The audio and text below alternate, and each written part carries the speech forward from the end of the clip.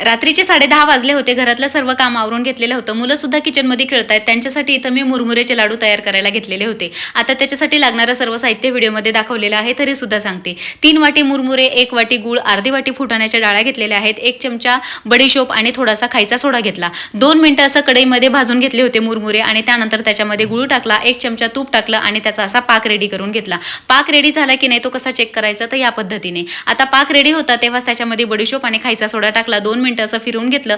नंतर फुटाण्याच्या डाळी मुरमुऱ्यामध्ये एकत्र करून हे सर्व त्याच्यामध्ये टाकलं आणि 2 ते 3 मिनिटं हे परत असं फास्ट प्रोसेसमध्ये मी हे फिरवून घेतलं. आता हे जळायला नको म्हणून हे सर्व काम फास्टमध्येच करावे लागतं आणि जर याच्यामध्ये थोडासा वेळ झाला ना तर बॅटर घट्ट झाल्यानंतर त्याचे लाडू बनणार नाही. म्हणूनच मी शेगडीवरच कढई ठेवलेली होती आणि गरम गरम मध्येच मी त्याचे असे लाडू तयार करून घेतले. थोडंसं हाताला तूप लावलं, मध्ये मध्ये चटका लागत होता म्हणून थोडासा पाण्याचा सुद्धा हात घेत होते हाताला आणि छान असे लाडू रेडी केलेले होते. जेवढे सुंदर दिसतात ना तेवढे टेस्टी सुद्धा झाले होते. आजच्या व्हिडिओमध्ये एवढंच. बाय.